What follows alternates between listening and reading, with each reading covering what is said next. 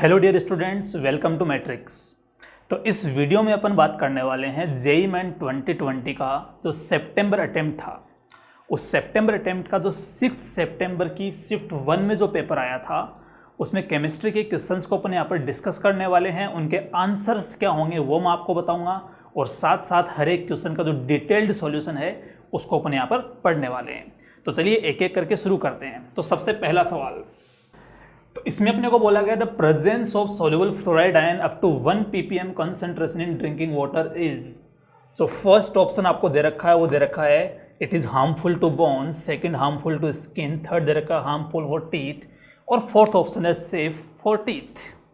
तो देखिए, जैसा कि आप जानते हैं, अगर आप ऐसे नॉर्मली कोई सुनते हैं कि मान लीजिए किसी वाटर सैंपल में, किसी ड्रिंकिंग वाटर सैंपल में अगर फ्लोराइड की कंसेंट्रेशन होती है, तो आप ऐसे सुनते हैं कि मान लो हार्मफुल होता है टीथ के लिए, है ना। लेकिन इस क्वेश्चन में उसने कंसेंट्रेशन भी मेंशन कर रखी है कि मैं जो कंसेंट्रेशन है वो 1 ppm कंसेंट्रेशन की बात कर रहा हूं। तब देखो, हमें डिटेल में समझना पड़ेगा कि फ्लोराइड की जो कंसेंट्रेशन है वो कितनी कंसेंट्रेशन सेफ होती है, कितनी कंसेंट्रेशन जो होती है वो उसके लिए हार्मफुल होती है। ये हमें पूरी उसकी जो डिटेल एनालिसिस है वो जानना पड़ेगा। तो देखिए, सबसे पहले मैं आपको बताऊं कि मान लीजिए जो ड्रिंकिंग वाटर सैंपल है, उस ड्रिंकिंग वाटर सैंपल में जरा सोचो, मान लीजिए बिल्कुल भी फ्लोराइड नहीं है। मैं पहला केस ले रहा हूं कि इस ड्रिंकिंग वाटर सैंपल में फ्लोराइड जो है वो वहां पर बिल्कुल भी प्रेजेंट नहीं है। अगर ड्रिंकिंग वाटर में फ्लोराइड बिल्कुल भी अवेलेबल नहीं होता है, तो ऐसे केस में जो डिजीज होती है, उन डिजीज के केस में टूथ डिके, यानी कि जो दांत है वो दांत लगातार कमजोर होता रहता है आपका फ्लोराइड के नहीं होने की वजह से। अगर आप एक ऐसा पानी पीते हैं जिसके अंदर फ्लोराइड की कंसेंट्रेशन बिल्कुल भी नहीं है, या फिर पैदा होने के बाद लगभग 8 से 10 साल तक अगर आप मान लीजिए रोज़ पानी, अगर मान लो कोई बच्चा पानी पीता है जिसमें फ्लोराइड की कंसेंट्रेशन बिल्कुल भी नहीं हो, तो ऐसे केस में बहुत ज़्यादा चांसेस होते हैं कि उसके दांत जो हैं वो कमज़ोर हो जाएंगे, दांत जो हैं वो धीरे धीरे पतले होते जाएंगे, और लास्ट में वो मतलब बिल्कुल ऐसे टूट भी सकते हैं फ्लोराइड की कंसेंट्रेशन नहीं होने की वजह से।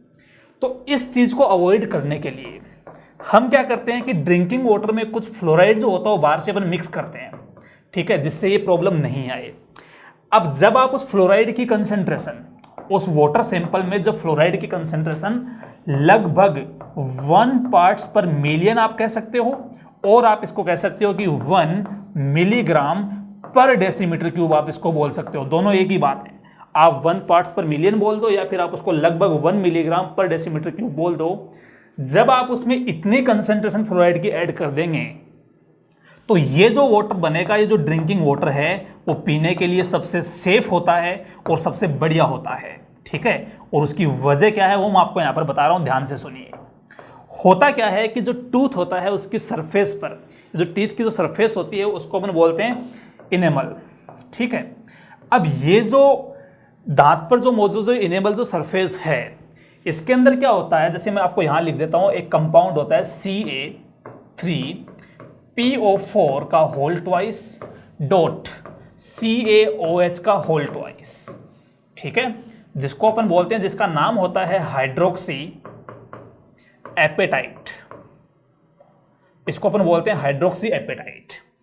जब ये फ्लोराइड की कंसेंट्रेशन इस ड्रिंकिंग वाटर में अवेलेबल होगी, तो ये जो हाइड्रोक्सी एपेटाइट है वो फ्लोराइड के साथ रिएक्शन करके, ये F- के साथ रिएक्शन करके जो कंपाउंड बनाता है वो मैं यहाँ पर लिख रहा हूँ, और वो कंपाउंड होता है 3CA3PO4 का होल ट्वाइस डॉट, यहाँ पर बन जाएगा CaF2। इस वाले कंपाउंड का फॉर्मेशन करता है, इसका नाम था हाइड्रोक्सी एपेटाइट। और जो एक कंपाउंड यहाँ पर बनता है, इस कंपाउंड का नाम होता है फ्लोरेपेटाइट, इसको बोलते हैं फ्लोरेपेटाइट। इस सरफेस की कंपैरिजन में जो ये कंपाउंड बनाता है, ये वाला कंपाउंड उस टूथ की सरफेस को और ज्यादा हार्ड बना देता है, मतलब उससे ज्यादा हार्डर होगी ये वाली सरफेस जब फ्लोराइड वहां पर मौजूद होता है। और इसके ज्यादा हार्ड बनने की वजह से जो टूथ होता है उसकी जो प्रोटेक्टिव लेयर है वो और ज्यादा स्ट्रॉन्ग बन जाती है, और ज्यादा स्ट्रॉन्ग बनने की वजह से ये जो 1 ppm वाला जो वाटर है वो पीने के लिए सेफ होता है, यानी कि सेफ ही नहीं, सबसे बढ़िया होता है, बजाय उसके कि उसमें बिल्कुल भी फ्लोराइड अवेलेबल नहीं हो, ठीक है। तो देखो, ये मैंने आपको पहला केस समझाया कि जब बिल्कुल भी फ्लोराइड नहीं हो। दूसरा केस मैंने आपको बताया कि जब फ्लोराइड 1 ppm तक की कंसेंट्रेशन में हो तो वो पीने के लिए सेफ भी होता है और बढ़िया होता है। ठीक है, थर्ड केस सुनना यहां पर। तीसरा केस क्या होगा? तीसरा केस मान लीजिए जो फ्लोराइड की कंसेंट्रेशन है वो बहुत ज्यादा हो जाए 1 ppm से।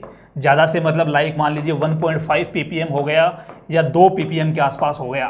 तो जब फ्लोराइड की कंसेंट्रेशन बहुत ज्यादा हो जाती है तो आप जानते हैं कि इसकी वजह से फ्लोरोसिस नाम की जो डिजीज होती हैं वो डिजीज हो सकती हैं, या फिर जिसको अपन ब्राउन मोटलिंग बोलते हैं, brown mottling of teeth, brown mottling of teeth, कुछ इस टाइप की जो डिजीज है वहां पर हो सकती हैं। मतलब मैं ऐसे कह सकता हूं कि फ्लोराइड का बिल्कुल नहीं होना भी सेफ नहीं है और फ्लोराइड का बहुत ज्यादा एक्सेस में प्रेजेंट होना भी सेफ नहीं है।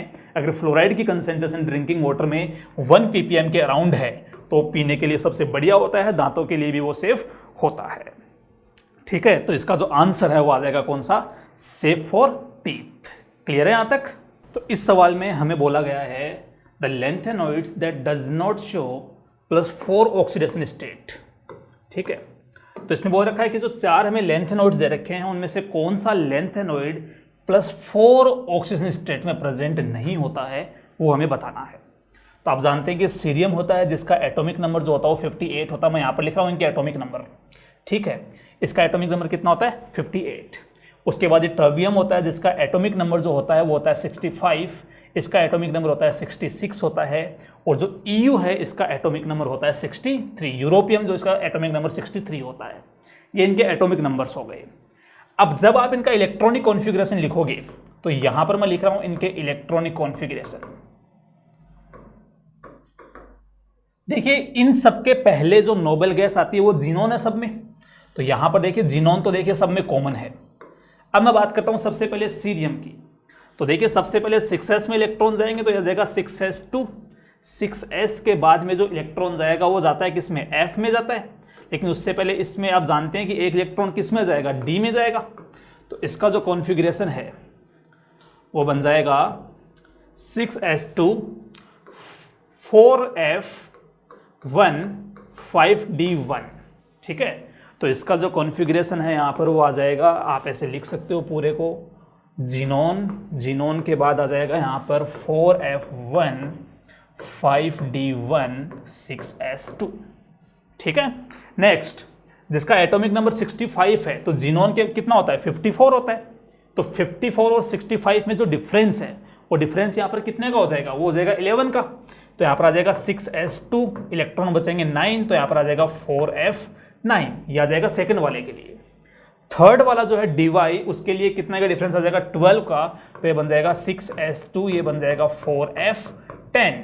और जो लास्ट में यूरोपियम है उसके लिए आ जाएगा जीनोन, और यहाँ पर आ जाएगा 63 के लिए आ जाएगा कितना? 6s2, डिफरेंस 9 का है तो यहाँ पर बन जाएगा 4f9। ये होते हैं इन सबके इलेक्ट्रॉनिक कॉन्फ़िगरेशन। सॉरी 4f9 नहीं 4f7, लास्ट वाले में आएगा 4f7 आएगा, यहाँ आ जाएगा 4f7।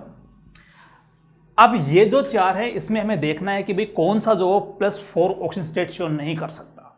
तो +4 शो करने के लिए 4 इलेक्ट्रॉन बाहर निकालने पड़ेंगे। तो आप देख सकते हैं कि इसमें तो 2 यहाँ से बाहर निकल सकते हैं, एक यहाँ से, एक यहाँ से, 4 इलेक्ट्रॉन बाहर निकल सकते हैं। मतलब सीरियम जो है वो +4 में हो सकता है। सेकंड केस में देखो S में से 2 इलेक्ट्रॉन निकल सकते हैं और 4f में से कितने 2 बाहर निकल जाएंगे, तो बचेगा कौन? यहाँ पर 4f7 बचेगा। और मतलब यहाँ पर भी +4 में प्रेजेंट हो सकता है। ऐसी जो dy है इस केस में भी 2 इलेक्ट्रॉन S से बाहर निकल जाएंगे और 4f में से 2 इलेक्ट्रॉन बाहर निकलने पर उसमें 8 बच जाएंगे, तो ये भी +4 में हो सकता है।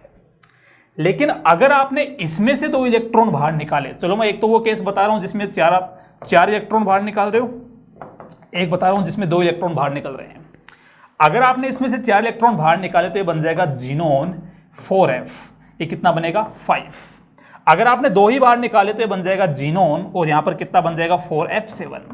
और 4f7 बनने की वजह से आप जानते हैं कि ये बन जाएगा यहां पर हाफ फील्ड इलेक्ट्रॉनिक कॉन्फ़िगरेशन, 4 और 3 7, जिसमें सब में कितना इलेक्ट्रॉन है? बोलो, एक इलेक्ट्रॉन प्रेजेंट है।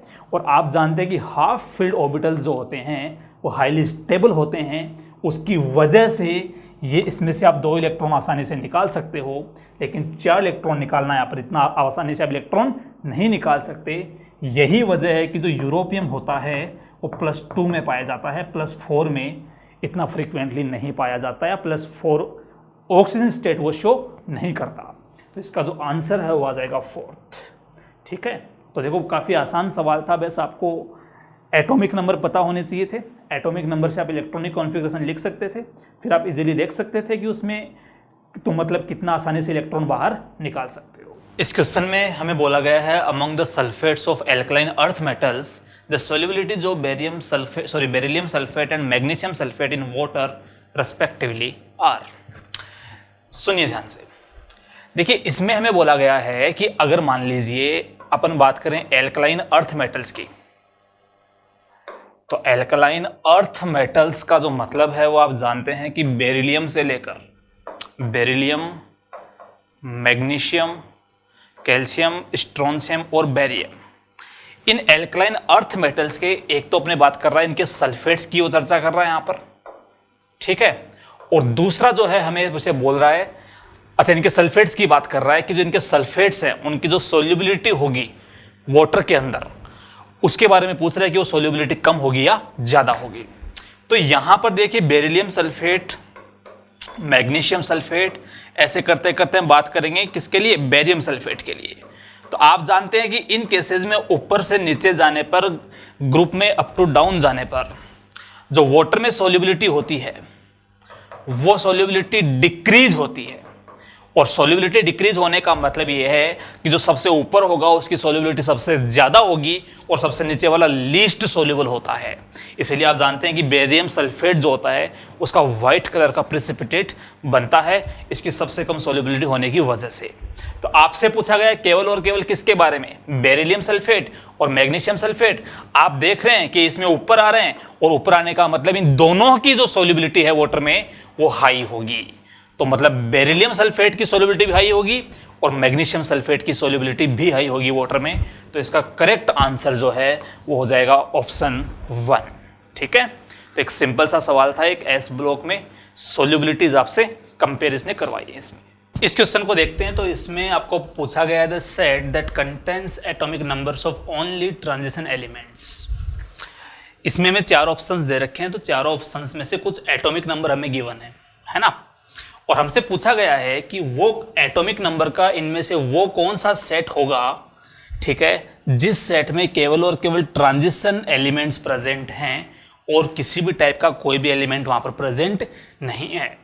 तो सबसे पहले मैं आपको बता दूं कि जो ट्रांजिशन एलिमेंट्स होते हैं वो होते कौन से हैं। तो आप जानते हैं कि ऐसे एलिमेंट्स जिनमें जो n-1d जो है वो d ना तो कंप्लीटली वैकेंट होना चाहिए, मतलब n-1d जो है वो 1 से लेकर 9 तक हो सकता है। अगर उसका n-1d कंप्लीट है, मतलब कंप्लीटली फिल्ड है, तो उसको अपन ट्रांजिशन एलिमेंट में काउंट नहीं करते हैं, है ना। आप इसको सिंपली मतलब ऐसे कह सकते हो, इस तरीके से बोल सकते हो। मतलब इसमें अपन वो वाला कि अच्छा हाँ, यहाँ पर n क्या चीज़ है, तो n है यहाँ पर वैलेंस सेल, n यहाँ पर वैलेंस सेल है। ठीक है, तो चलिए एक एक करके ट्राई करते। अब देखिए यहाँ पर अगर मैंने सारे आपको बताने की कोशिश की तो टोटल हमें यहाँ पर 4 और 4 मतलब से 16 एटॉमिक नंबर दे रखे हैं। तो देखो 16 एटॉमिक नंबर का अगर मैं एक एक ट्राई करके तुम्हें बताऊंगा तो बहुत टाइम लग जाएगा उसमें, तो तुम्हें मैं डायरेक्ट वो बता रहा हूँ जो इसका आंसर है। बाकी जो बचे हुए 3 ऑप्शन है वो आप खुद ट्राई कर सकते हो। तो यहाँ पर जैसे मान लीजिए इसका जो करेक्ट आंसर है वो है सेकेंड ऑप्शन। तो मैं एटॉमिक नंबर 21 के लिए आपको बता रहा हूँ, एटॉमिक नंबर 25 आपको बता रहा हूँ, 42 बता रहा हूँ और 72 बता रहा हूँ। मान लीजिए कि आपको इनका जो एलिमेंट है, इन एटॉमिक नंबर के करस्पॉन्डिंग जो एलिमेंट है, अगर वो एलिमेंट याद नहीं था तो भी आप आंसर दे सकते थे। आपको अगर पता था कि 21 किसका एटॉमिक नंबर है तो भी ठीक था, और अगर नहीं भी पता था तो आप उसके बिना इसका आंसर कर सकते थे। जैसे आप जानते हैं कि ये जो एटॉमिक नंबर होता है वो होता है स्कैंडियम का, 25 जो होता है वो होता है मैग्नीज का, 42 होता है मोलिब्डेनम का, और 72 होता है किसका, हाफनियम का। तो चलिए फटाफट, इससे पहले वाली जो नोबल गैस है वो कौन सी होती है, आर्गन होती है। तो इसका जो कॉन्फ़िगरेशन है वो बन जाएगा इसके बाद 4s2, और यहाँ पर क्या आ जाएगा 3d1, या जाएगा 4s2 3d1। ठीक है, ऐसे अगर मैं मैग्नीज की बात करूँ तो इसका कॉन्फ़िगरेशन आएगा आर्गन, यहाँ पर आ जाएगा आपका 4s2 एंड 3d5। मोलिब्डेनम की बात करें तो इसका जो कॉन्फ़िगरेशन है, इससे पहले की जो नोबल गैस आएगी वो होती है आर्गन के नीचे कौन सी होती है, क्रिप्टॉन होती है।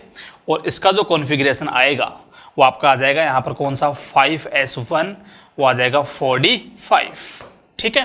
ताकि इसको हाफ फील्ड बनाए रखने के लिए क्या होता है 45 हो जाएगा यहाँ पर। और लास्ट जो होफनियम है, इसके पहले जो एटॉमिक जो नोबल गैस होगी उसका एटॉमिक नंबर कितना होता है 54 होता है, आप जानते हैं। और वो जो नोबल गैस होती है वो होती है जेनॉन, जिसका एटॉमिक नंबर 54 होता है।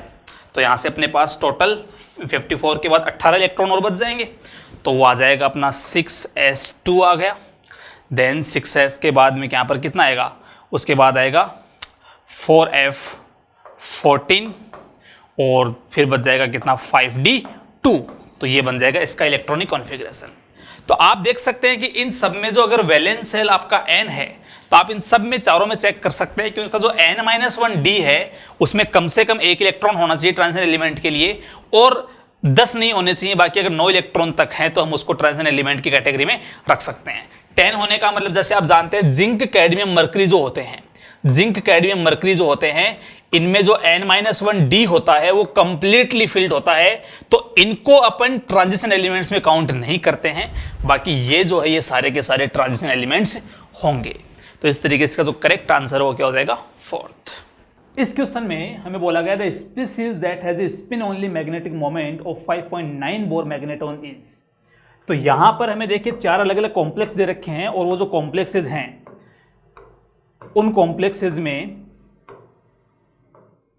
उन कॉम्प्लेक्सेज में देखो पहला बोल रखा है कि स्क्वायर प्लेनर कॉम्प्लेक्स है, बाकी 3 टेट्राहेड्रल कॉम्प्लेक्स है। इनमें से हमें वो वाला कॉम्प्लेक्स ढूंढ के बताना है जिस कॉम्प्लेक्स का जो स्पिन ओनली मैग्नेटिक मोमेंट है वो 5.9 बोर मैग्नेटॉन होना चाहिए। तो आप जानते हैं कि स्पिन ओनली मैग्नेटिक मोमेंट को हम रिप्रेजेंट करते हैं μs से, जिसका फॉर्मूला होता है √n × n+2 बोर मैग्नेटॉन, और उसकी वैल्यू कितनी दे रखी है, मैं बोलो 5.9। तो आपको पता है कि जब भी spin only magnetic moment 5 point something आता है तब अपन ऐसे बोल देते हैं कि उसके अंदर जो अनपेयर्ड इलेक्ट्रॉन हैं वो अनपेयर्ड इलेक्ट्रॉन कितने रहे होंगे, 5 अनपेयर्ड इलेक्ट्रॉन उसके पास में रहे होंगे। तो हमें इनमें से वो वाला कॉम्प्लेक्स देखना जिसके पास 5 अनपेयर्ड इलेक्ट्रॉन हो। तो चलिए बात करते हैं सबसे पहले वाले की। निकेल वहां पर किसमें, +2 में, साथ ही साथ कॉन्फ़िगरेशन क्या होगा उसका 3d8 होगा। तो जब आप यहां से 3d के अंदर 8 इलेक्ट्रॉन फिल करोगे और वो भी स्क्वायर प्लेनर कॉम्प्लेक्स बनाने के लिए, तो आपको पता है स्क्वायर प्लेनर तो तभी बनेगा जब यहां पर 1 2 3 4 5वां यहां पर होगे, लेकिन हमें इसकी पेयरिंग करवानी है जिससे ये वाला ds और 2p मिलकर dsp2 यानी कि स्क्वायर प्लेनर कॉम्प्लेक्स यहां पर बना लें।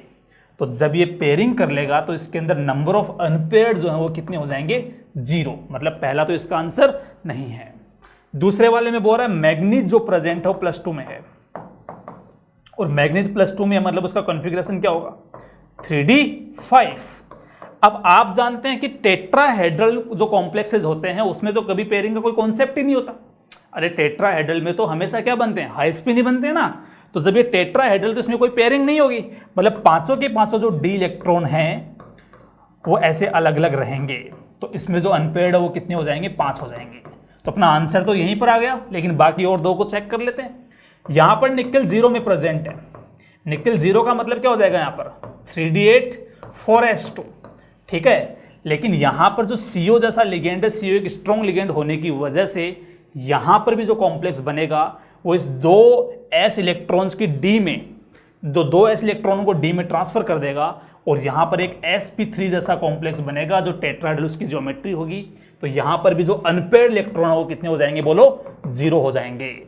और इस केस में देखिए निकेल जो है वो निकेल 2+ में है, 3d8 होगा, ठीक है। लेकिन टेट्राहेड्रल कॉम्प्लेक्स होने के बाद भी, अरे 3d8 बना लो आप टेट्राहेड्रल में, 3d8 जब आप बनाओगे टेट्राहेड्रल के लिए, या फिर ऐसे बना लो, इस तरीके से बना लो। मान लो ये आपके e ऑर्बिटल हैं टेट्राहेड्रल में, ये आपके T2 ऑर्बिटल्स हैं, ये T2 हैं, ये E हैं। 8 इलेक्ट्रॉन भरने आपको, तो 1 2 3 4 5 6 7 और ये 8। अभी भी यहाँ पर जो अनपेयर्ड हैं वो आपके पास 2 ही रहेंगे। तो यहाँ पर n की जो वैल्यू हो कितनी आ जाएगी आपके पास, 2 आ जाएगी। मतलब इसके पास N2 था, इसका N0 था, और इस वाले का जो N था वो 5 था, इसका जो N आया था वो 0 था। तो ये इसका आंसर है। इसका जो मैग्नेटिक मोमेंट होगा वो होगा 5.9 बोर मैग्नेटॉन। इस क्वेश्चन में बोला गया the correct statement with respect to dinitrogen is. तो हमें 4 स्टेटमेंट दे रखे हैं। 4 स्टेटमेंट में हमसे पूछा है कि जो डाई नाइट्रोजन यानी जो N2 है उनके रिस्पेक्ट में कौन सी बात यहाँ पर सही है, वो हमें पता लगानी है। पहला बोल रहा है it can combine with dioxygen at 25 degree Celsius. तो ये कुछ बातें कर रहा है कि N2 जो है वो ऑक्सीजन के साथ में रिएक्शन करके और कुछ प्रोडक्ट बना ले।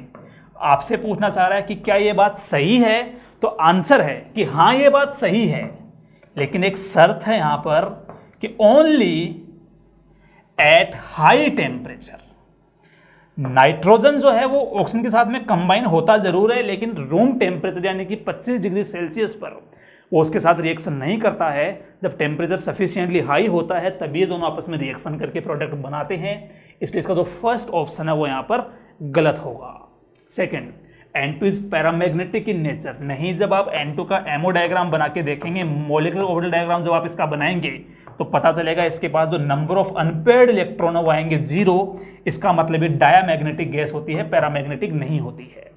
ठीक है, अगला सवाल, it can be used as an inert diluent for reactive chemicals. बिल्कुल, जहां कहीं भी केमिस्ट्री में एक इनर्ट एनवायरनमेंट चाहिए होता है, एक इनर्ट एटमॉस्फेयर चाहिए होता है, तो वहां पर डाई नाइट्रोजन यानी जो लिक्विड नाइट्रोजन है उसका यूज करते हैं एक इनर्ट एनवायरनमेंट देने के लिए। ठीक है, तो इसको आप जो रिएक्टिव केमिकल्स हैं उनको एक इनर्ट डाइल्यूएंट का मतलब आप उनको उस केमिकल को उसमें मिक्स करके उसको एक इनर्ट एनवायरनमेंट आप उसको दे सकते हो। उसका जो थर्ड आंसर है वो करेक्ट हो जाएगा। फोर्थ बोलता है liquid nitrogen is not used in cryosurgery. अब देखो, थोड़ा सा आपको यहाँ पर आइडिया नहीं होगा कि क्रायोसर्जरी क्या होती है, तो मैं आपको बता दूं कि क्रायोसर्जरी में क्या होता है कि टेम्परेचर को अपन इतना डाउन कर देते हैं, आसपास का जो एनवायरनमेंट है उसको इतना ठंडा कर देते हैं उसको अपन, जिससे कि जो कुछ डिजीज के कारण जो कुछ बैक्टीरियाज हैं या फिर कुछ मान लो जो भी वहाँ पर जिसके कारण डिजीज है, तो सारे के सारे उसकी वजह से मर जाते हैं इतने ठंडे एनवायरनमेंट में। तो जो क्रायोसर्जरी है उसमें मतलब बहुत हद तक कूलिंग की जाती है, और बहुत ज़्यादा कूलिंग करने की वजह से जो भी मतलब जो डिजीज जिसकी वजह से मान लो बैक्टीरिया हैं, टिश्यूज़ हैं, वो मर जाते हैं वहाँ पर, और उसमें अपन यूज करते हैं लिक्विड नाइट्रोजन को यूज उसमें किया जाता है। लेकिन यहाँ पर नोट वर्ड होने के कारण ये भी इसका करेक्ट आंसर नहीं है, तो इसका जो करेक्ट आंसर होगा वो थर्ड। इस क्वेश्चन में बोला गया है द इनकरेक्ट स्टेटमेंट इज। हमें 4 स्टेटमेंट दे रखे हैं, उनमें से इनकरेक्ट वाला पता लगाना है। पहला बोल रहा है जो German silver is an alloy of zinc, copper and निकल। तो देखो, ये वाला जो सवाल है ना, इसमें कोई मतलब ऐसा कोई कॉन्सेप्ट नहीं है, एक इंफॉर्मेशन बेस्ड क्वेश्चन है। आपको पता होना चाहिए कि भाई कौन कौन सा एलॉय जो होता है वो कौन कौन सी मेटल्स के मिक्सचर से बना होता है। ठीक है ना, तो अगर आपने पढ़ा होगा तो देखो, जर्मन सिल्वर जो होता है उसमें जिंक प्रेजेंट होता है, कॉपर प्रेजेंट होता है और उसमें निकल प्रेजेंट होता है, तो सही है। पहला मतलब सही स्टेटमेंट है, वो इनकरेक्ट नहीं है। दूसरा जो एलॉय ब्रास, ये वाला जो एलॉय होता है ये कॉपर और जिंक से मिलकर बना होता है, ना कि कॉपर और निकल से।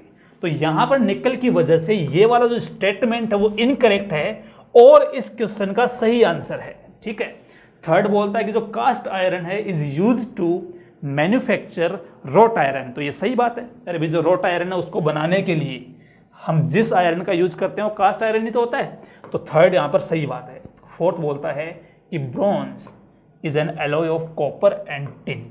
बिल्कुल सही बात है, तो इसका जो आंसर है वो आ जाएगा सेकंड ऑप्शन। तो इस सवाल में आपको बोला गया है कि the number of C double bond O bonds in पर क्लोरिक एसिड। इसमें ऑप्शंस नहीं है, एक इंटीजर टाइप सवाल था। तो पर क्लोरिक एसिड जो है उसमें Cl double bond O bonds जानने के लिए आपको सबसे पहले इसकी स्ट्रक्चर मालूम होनी चाहिए। तो देखो, पर क्लोरिक एसिड मतलब HClO4, इसकी स्ट्रक्चर जो होती है वो होती है ये वाली HOCl double bond O double bond O double bond O। तो जैसा कि आप देख सकते हैं कि परक्लोरिक एसिड में यहाँ पर इसके पास जो है एक Cl डबल बॉन्ड O रहा, दूसरा ये और तीसरा ये, तो टोटल इसके पास में 3 Cl double bond O present हैं। तो ये होगा इसका करेक्ट आंसर। तो देखिए क्वेश्चन है which of the following compound show geometrical isomerism, कौन से कंपाउंड है जो ज्योमेट्रिकल आइसोमेरिज्म शो करते हैं। इसमें 4 ऑप्शन दे रखे हैं 2 मिथाइल पेंट 1 इन, 2 मिथाइल पेंट 2 इन, 4 मिथाइल पेंट 1 इन और 4 मिथाइल पेंट 2 इन। तो देखिए हमें पता है कि ज्योमेट्रिकल आइसोमेरिज्म के लिए कंडीशन होती है कि रेस्ट्रिक्टेड रोटेशन होनी चाहिए, है ना, मतलब डबल बॉन्ड या फिर रिंग होनी चाहिए। और डबल बॉन्ड के लिए फिर कंडीशन ये होती है कि जो डबल बॉन्ड वाले कार्बन है उनकी दोनों वैलेंसी है वो डिफरेंट होनी चाहिए। तो इसमें से देखते हैं कौन सा ज्योमेट्रिकल आइसोमेरिज्म शो कर सकता है। पहला एक लेते हैं, फर्स्ट ऑप्शन 2 मिथाइल पेंट 1 इन।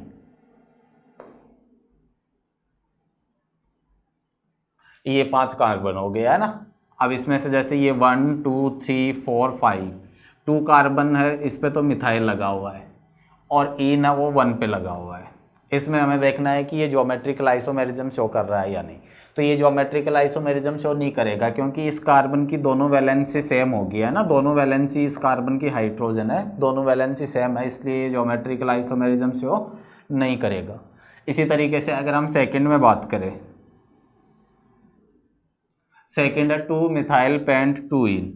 ये तो हो गया, ये सेकंड कार्बन पे मिथाइल और सेकंड कार्बन पे डबल बॉन्ड। इसमें हमें ज्योमेट्रिकल आइसोमेरिज्म देखनी है। तो देखिए ये जो डबल बॉन्ड वाला कार्बन है, इस डबल बॉन्ड वाले कार्बन की ये दोनों वैलेंसी सेम वैलेंसी है, दोनों वैलेंसी सेम होने की वजह से ये भी ज्योमेट्रिकल आइसोमेरिज्म से वो नहीं करेगा। नेक्स्ट बात करते हैं 4 मिथाइल पेंट 1 इन। पहले तो 5 कार्बन की चेन बना लेते हैं। अब इसमें 4th कार्बन, जैसे ये 1 2 3 4, 4th कार्बन पे मिथाइल है और 1 पे इन है। इसमें देखिए जहाँ डबल बॉन्ड है, इस कार्बन पे अगर मैं देखूँ तो इस कार्बन पे 2 हाइड्रोजन है, इसका मतलब ये हो गया कि इसकी 2 वैलेंसी समान है। अगर इसकी 2 वैलेंसी समान है तो फिर ये ज्योमेट्रिकल आइसोमेरिज्म से वो नहीं कर सकता। नेक्स्ट 4th ऑप्शन देखते हैं 4 मिथाइल पेंट 2 इन। ये 4 मिथाइल पेंट 2 इन, इसमें अगर बात करें तो ये ज्योमेट्रिकल आइसोमेरिज्म शो कर सकता है। देखिए ये जो कार्बन है, इस कार्बन पे एक हाइड्रोजन है और एक CH3 है, ये दोनों वैलेंसी डिफरेंट वैलेंसी है। इस कार्बन पे भी एक हाइड्रोजन है, ये वैलेंसी अलग है और ये वैलेंसी अलग है। तो इस कार्बन की भी दोनों वैलेंसी अलग है, इस कार्बन की भी दोनों वैलेंसी अलग है। मतलब ये 2 फॉर्म में हो सकता है, एक सिस फॉर्म हो सकती है, एक ट्रांस फॉर्म हो सकती है। ये इसकी जैसे ट्रांस फॉर्म है, दोनों हाइड्रोजन जो सेम वैलेंसी है वो अपोजिट साइड में है, तो ये इसमें ट्रांस फॉर्म होगी। इसी तरीके से इसमें सिस फॉर्म इस तरीके से बना लेंगे। ये डबल बॉन्ड है, डबल बॉन्ड से एक ये वैलेंसी जुड़ी हुई है, ये हाइड्रोजन, इस तरफ ये हाइड्रोजन आ जाएगा, इस तरफ ये CH3, ये इसकी सिस फॉर्म हो गई है ना। मतलब ये ज्योमेट्रिकल आइसोमेरिज्म शो करेगा। तो इसमें जो करेक्ट ऑप्शन है वो करेक्ट ऑप्शन हो गया 4th ऑप्शन है वो इसमें करेक्ट है। तो देखिए क्वेश्चन है, ये असर्शन और रीजन से है। Consider the assertion and reason given below. इसमें ए दे रखा है ethene polymerise in presence of Ziegler Natta catalyst at high temperature and pressure is used to make buckets and dustbin। तो देखिए ये डायरेक्ट NCERT से सवाल है ना। NCERT में अगर हम पॉलीमर चैप्टर की बात करें तो पॉलीमर चैप्टर से ये डायरेक्ट सवाल है। इसमें रीजन दे रखा है high density polymer are closely packed and are chemically inert. तो देखिए पहली बात तो हमें ये पता होना चाहिए कि जो डस्टबिन और बकेट्स हम बनाते हैं वो हाई डेंसिटी पॉलीथीन से बनाते हैं ना। बकेट और जो डस्टबिन बना रहे हैं वो हाई डेंसिटी पॉलीथीन से बनाते हैं ना, HDP। और हाई डेंसिटी पॉलीथीन बनाने के लिए हमें जिगलर-नाटा कैटलिस्ट यूज करना पड़ता है, हाई टेम्परेचर और उसमें हाई प्रेशर यूज करते हैं ना। इसकी जो स्ट्रक्चर होती है वो कॉम्पैक्ट स्ट्रक्चर होती है। जो इथिन की जो पॉलीमर चेन बनेगी वो पॉलीमर चेन पास पास में होगी, है ना, क्योंकि उसमें क्रॉस ब्रांचिंग नहीं होती है, उसमें ब्रांचिंग नहीं होती है, स्ट्रेट चेन होती है, तो वो पास पास में आ जाती है। पास पास में आने की वजह से डेंसिटी ज़्यादा हो जाती है। तो पहली बात तो हमें ये ध्यान रखना है कि जो डस्टबिन और बकेट्स जिस पॉलीथीन से बनाते हैं वो हाई डेंसिटी पॉलीथीन होती है। और हाई डेंसिटी पॉलीथीन बनाने के लिए एक कैटलिस्ट यूज करना होता है जिसको जिगलर-नाटा कैटलिस्ट बोलते हैं। और जो प्रेशर और टेम्परेचर है वो हमें हाई रखना होता है। तो देखिए इसमें जो ए और बी दोनों सही है ना, ए ऑप्शन सही है, ethene polymerized in the presence of Ziegler-Natta catalyst at high temperature and pressure is used to make bucket and dustbin। अगर हम Ziegler-Natta catalyst हाई टेम्परेचर और हाई प्रेशर यूज करेंगे तो जो पॉलीथीन बनेगी वो हाई डेंसिटी पॉलीथीन होगी, और हाई डेंसिटी पॉलीथीन को हम यूज करते हैं बकेट्स और डस्टबिन बनाने के लिए। तो ए जो असर्शन है वो सही है। रीजन की बात करते हैं, high density polymer are closely packed and are chemically inert. High density polythene होती है वो क्लोजली पैक्ड होती है और केमिकली इनर्ट होती है, इसीलिए उससे डस्टबिन और बकेट्स बनाते हैं, है ना। तो ये एक दूसरे को एक्सप्लेन भी कर रहा है ना। तो इसमें आंसर सही हो जाएगा, both A and B are correct and R is the correct explanation of A. ये एनसीईआरटी में डायरेक्ट लिखा हुआ है, एनसीईआरटी का स्टेटमेंट है। High density polythene it is formed when addition polymerization of ethene take place in a hydrocarbon solvent in the presence of a catalyst such as triethyl aluminum and titanium tetrachloride, जिसको Ziegler-Natta catalyst बोलते हैं, at a temperature of 333 Kelvin to 343 Kelvin। मतलब high temperature use करते हैं, pressure भी इसमें high use करते हैं, 6 to 7 atm प्रेशर यूज करते हैं।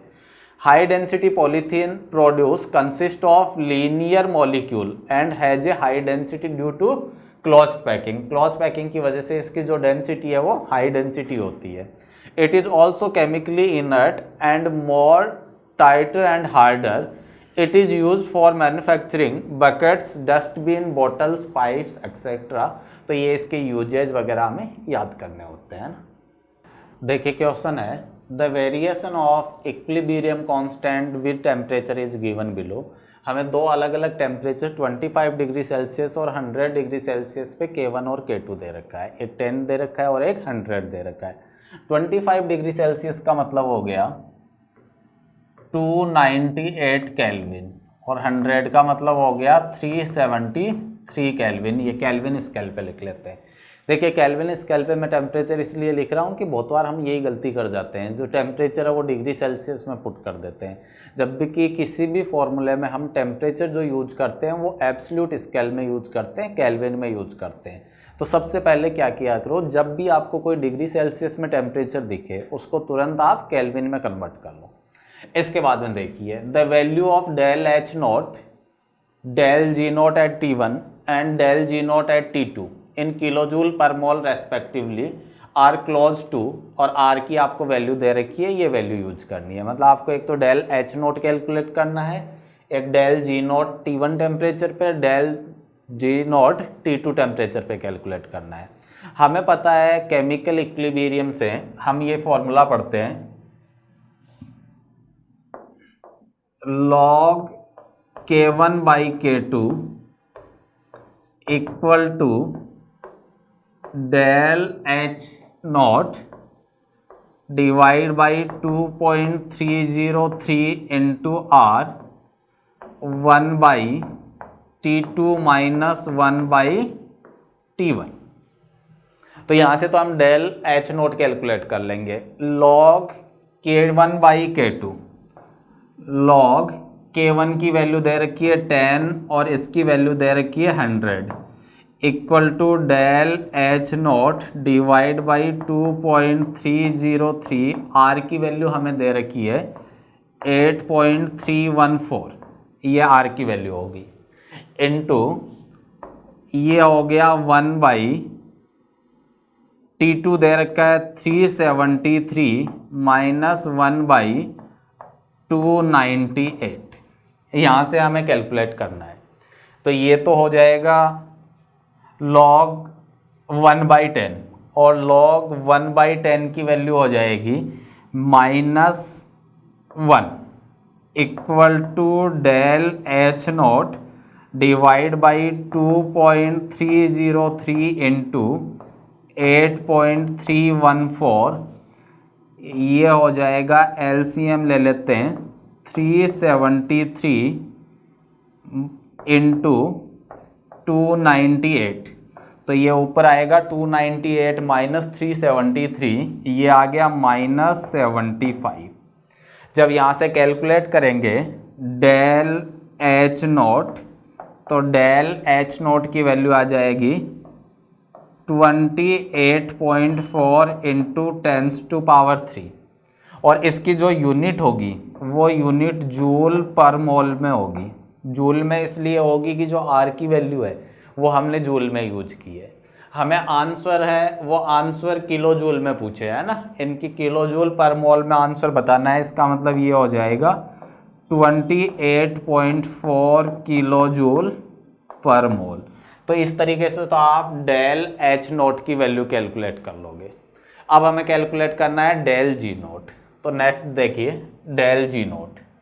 डेल जी नोट हमें पता है कि इक्विलिब्रियम के लिए हम ये लिख सकते हैं del G naught equal to होता है -RT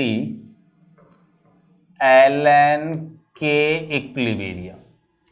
अब देखिए डेल जी नोट 1 कैलकुलेट करते हैं, मतलब T1 टेम्परेचर पे, तो यहाँ पे T1 लिख देता हूँ, है ना। ये हो जाएगा -8.314। जो T1 टेम्परेचर था वो टेम्परेचर था 298 केल्विन इंटू ln, और ये हो जाएगा K की वैल्यू 10 हो गई। इसको थोड़ा सा सॉल्व करते हैं तो ये हो जाएगा -8.314 इंटू 298 इंटू 2.303, जो ln है उसको log में कन्वर्ट कर लेते हैं, और ये हो गया log 10। log 10 की वैल्यू 1 है तो ये -8.314 इंटू 298 इंटू 2.303 हो गया। जब इसको हम कैलकुलेट करेंगे तो वैल्यू आएगी -5.71 इंटू 10⁻³ और आंसर आ जाएगा जूल पर मोल यूनिट में, क्योंकि जो आर की वैल्यू है वो जूल पर मोल पर केल्विन हमने यूज की है ना। हमसे आंसर है वो किलो जूल में पूछा है, तो किलो जूल में ये आंसर हो जाएगा -5.71 किलो जूल पर मोल, ये आंसर हो गया। T2 टेम्परेचर इसमें डेल जी नोट कैलकुलेट करना है। सेम इसी तरीके से जो डेल जी नोट T2 पे कैलकुलेट करना है वो हम कैलकुलेट करेंगे -8.314। T2 टेम्परेचर है 373 इंटू ln 100। जब इसको हम कैलकुलेट करेंगे तो इसकी वैल्यू आएगी -14.29 इंटू 10⁻³ और यूनिट हो जाएगी जूल पर मोल। अगर यही किलो जूल में लिखे तो -14.29 किलो जूल पर मोल। इसका मतलब जो आंसर है वो आंसर हो जाएगा,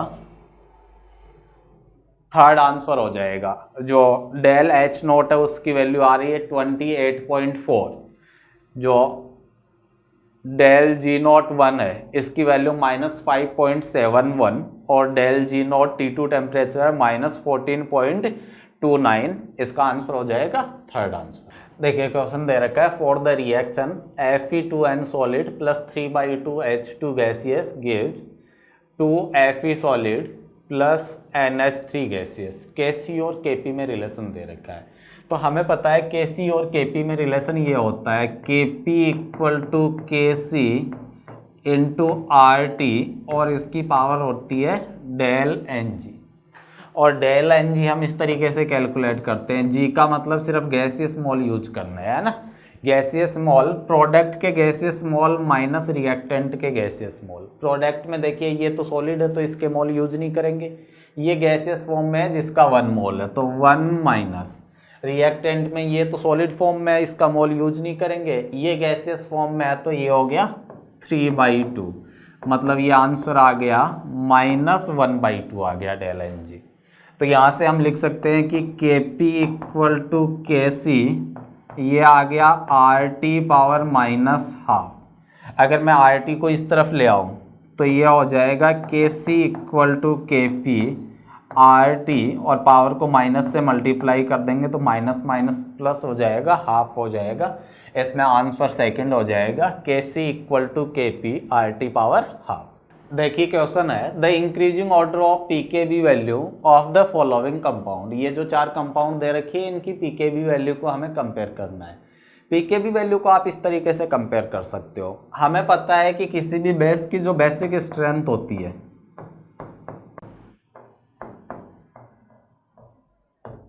वो बेसिक स्ट्रेंथ इसकी केबी वैल्यू के डायरेक्टली प्रोपोर्शनल होती है, और केबी और पीकेबी एक दूसरे के इन्वर्सली प्रोपोर्शनल होते हैं। तो हम पीकेबी को अगर हमें रिलेट करना है तो सबसे पहले हम इनकी बेसिक स्ट्रेंथ को रिलेट कर लेते हैं, और इनकी बेसिक स्ट्रेंथ क्या है हमें पता है, पीकेबी इन्वर्सली प्रोपोर्शनल होता है, तो उसका उल्टा ऑर्डर हो जाएगा पीकेबी का ऑर्डर। सबसे पहले बेसिक स्ट्रेंथ को कंपेयर करते हैं। बेसिक स्ट्रेंथ को देखिए हम इस तरीके से कंपेयर करेंगे, सारे के सारे एनिलीन है, तो ये जो बेंजीन पे जो ग्रुप लगे हुए हैं इन ग्रुप का हम इफेक्ट देखते हैं। देखिए इन ग्रुप का अगर हम इफेक्ट देखें तो ये जो OCH3 है, OCH3 इसके पैरा पोजीशन पे है, इसलिए इसका +M और -I इफेक्ट काम करेगा।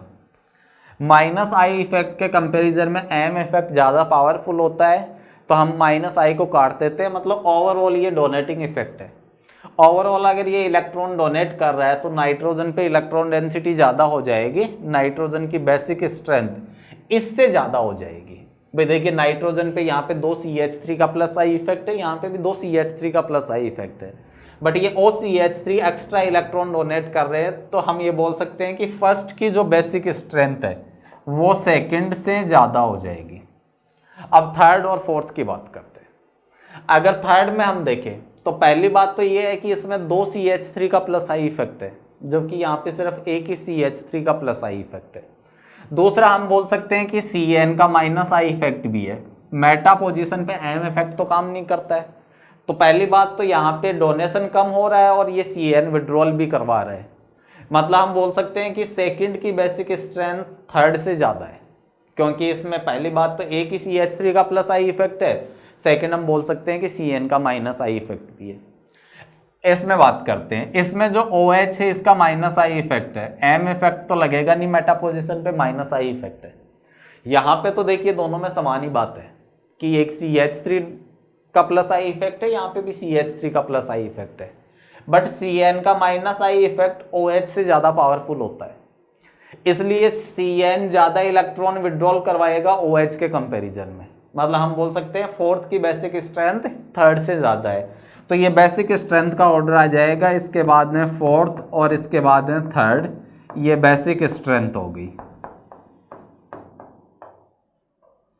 अगर बेसिक स्ट्रेंथ ये है तो फिर हम बोल सकते हैं कि जो पीकेबी का ऑर्डर होगा वो होगा 1, फिर 2, इसके बाद में 4 और इसके बाद में, मतलब सबसे ज़्यादा पीकेबी वैल्यू किसकी होगी, थर्ड की, फिर फोर्थ की, फिर सेकंड की, फिर फर्स्ट की। आंसर हो जाएगा इसमें फोर्थ ऑप्शन हो जाएगा। देखिए क्वेश्चन है the major product obtain from the following reaction is, इसमें हमें मेजर प्रोडक्ट बताना है। अगर हम रिएक्टेंट और प्रोडक्ट के हिसाब से देखें तो देखिए एल्काइन पे Hg2+ H+H2O ये रिएजेंट दे रखा है, इसका मतलब एल्काइन का हाइड्रेशन करवाना है। एल्काइन का हाइड्रेशन करवाना है तो हमें पता है कि एक जो पाई बॉन्ड है उस पर एक जगह हाइड्रोजन जोड़ना है और एक जगह पे OH जोड़ना है। अभी पहले तो हमें ये डिसाइड करना है कि कौन सी जगह पे H जोड़ना है और कौन सी जगह पे OH जोड़ना है। आप सिंपली ये बोल सकते हो कि OH उस कार्बन पे जुड़ेगा जिस कार्बन पे पॉजिटिव चार्ज ज़्यादा स्टेबल हो सकता है। अगर पॉजिटिव चार्ज देखें तो इस कार्बन पे पॉजिटिव चार्ज ज़्यादा स्टेबल हो सकता है क्योंकि इसका +M इफेक्ट होगा, जबकि इसका -M इफेक्ट और -I इफेक्ट है, इसलिए यहाँ पे पॉजिटिव चार्ज स्टेबल नहीं होगा। तो हम बोल सकते हैं कि ये जो पाई बॉन्ड है, ये पाई बॉन्ड टूटेगा, यहाँ पे तो OH जोड़ देंगे और यहाँ पे क्या जोड़ देंगे, H जोड़ देंगे। इसके बाद में देखिए इसको टोटोमराइज करवाएंगे तो ये जो हाइड्रोजन है वो यहाँ चला जाएगा, डबल बॉन्ड यहाँ आ जाएगा। इसका मतलब इसमें आंसर है वो कौन सा हो जाएगा, थर्ड आंसर हो जाएगा। तो ये तो सिंपल तरीका हो गया। अब इसकी मैकेनिज्म भी देख लेते हैं कि किस तरीके से प्रोडक्ट फॉर्म होगा। तो देखिए ये दे रखा है हमें,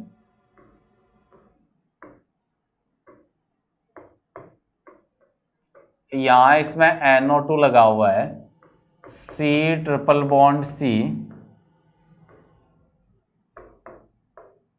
और यहां पे OCH3।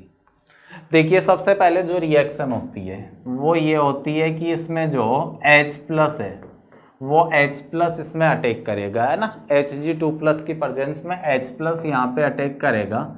जब H+ यहाँ पे अटैक करेगा तो ये बन जाएगा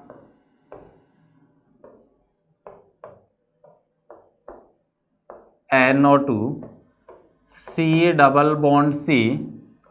इस पे पॉजिटिव चार्ज ज़्यादा स्टेबल है ना, और उसका रीज़न यही है कि इसका +M इफेक्ट है ना, OCH3 का +M इफेक्ट है। इसके बाद में नेक्स्ट स्टेप में H2O न्यूक्लियोफाइल की तरह बिहेव करेगा और यहाँ पे अटैक करेगा, ये इसमें कन्वर्ट हो जाएगा। ये NO2 C+, अच्छा यहाँ पे हाइड्रोजन जुड़ा था, है ना, तभी तो इस कार्बन पे पॉजिटिव चार्ज आया है। तो ये यहाँ पे हाइड्रोजन है, COH2 इस पे पॉजिटिव चार्ज आ गया, और ये OCH3 है। नेक्स्ट स्टेप में यहाँ से H+ रिमूव होगा, है ना। ये ऑक्सीजन पे पॉजिटिव चार्ज की वजह से एसिडिक हो गया हाइड्रोजन, एसिडिक हाइड्रोजन H+ की फॉर्म में रिमूव हो जाएगा, ये इसमें कन्वर्ट हो जाएगा। ये NO2, ये CH+COH,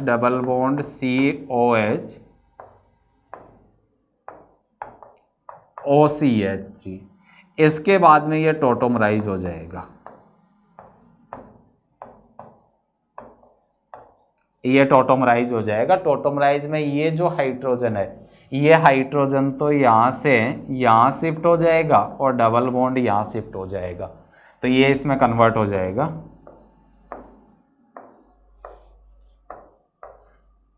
ये NO2, ये CH2C+O,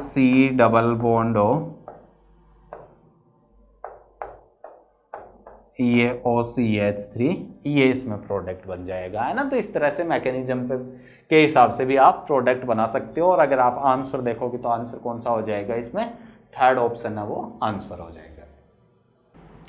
देखिए हमें क्वेश्चन दे रखा है the major product of the following reaction are. इस रिएक्शन में हमें मेजर प्रोडक्ट बताता है और ये सीक्वेंस रिएक्शन है ना, 2 स्टेप में रिएक्शन है। पहले स्टेप में तो हम टर्सरी ब्यूटॉक्साइड के साथ रिएक्शन करवा रहे हैं। तो जो टर्सरी ब्यूटॉक्साइड है वो बल्की बेस होता है, और बल्की बेस की प्रेजेंस में जो प्रोडक्ट बनता है वो हॉफमैन प्रोडक्ट बनता है ना। इसमें देखिए ये वाला जो ग्रुप है ये लिविंग ग्रुप है ना, OSO2CH3 ये लिविंग ग्रुप है। तो यहाँ से ये लिविंग ग्रुप रिमूव होगा और यहाँ से ये हाइड्रोजन रिमूव होगा, क्योंकि हमें हॉफमैन प्रोडक्ट बनाना है। हॉफमैन प्रोडक्ट का मतलब हो गया जो लेस स्टेबल एल्कीन है वो प्रोडक्ट बनाना है। भाई 2 पॉसिबिलिटी हो सकती थी, इसके साथ ये वाला हाइड्रोजन रिमूव हो जाए या ये वाला हाइड्रोजन रिमूव हो जाए। अगर ये हाइड्रोजन रिमूव होगा तो यहाँ डबल बॉन्ड होगा, वो एल्कीन ज़्यादा स्टेबल होगी तो उसको सेजेब प्रोडक्ट बोल देंगे। ये हाइड्रोजन रिमूव होगा तो यहाँ डबल बॉन्ड आएगा, ये लेस स्टेबल एल्कीन होगी जो हॉफमैन प्रोडक्ट होगा। तो पहले तो अगर हम इसके साथ रिएक्शन करवा रहे हैं, टर्सरी ब्यूटॉक्साइड के साथ रिएक्शन करवा रहे हैं, तो इसमें प्रोडक्ट ये बन जाएगा CH3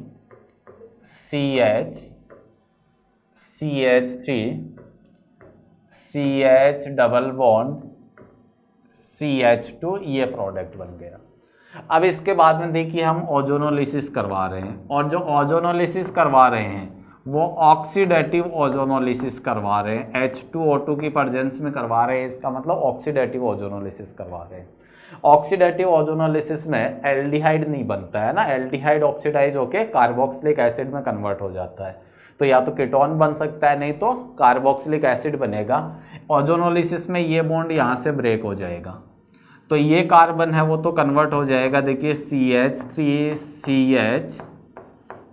CH3 ये COH में कन्वर्ट हो जाएगा, प्लस साथ में ये जो CH2 है वो बन जाएगा HCOH बन जाता है ना। जो CH2 है वो HCOH, पहले तो ये HCHO बनता है और उसका ऑक्सीडेशन होके ये HCOH बन जाएगा। तो इसमें जो आंसर आ जाएगा वो सेकंड आंसर आ जाएगा, ये इसमें प्रोडक्ट बन जाएंगे। देखिए सवाल है, a solution of 2 components containing N1 mole of component 1 and N2 moles of second component. जो कंपोनेंट 1 और 2 के मोल है वो N1 और N2 है।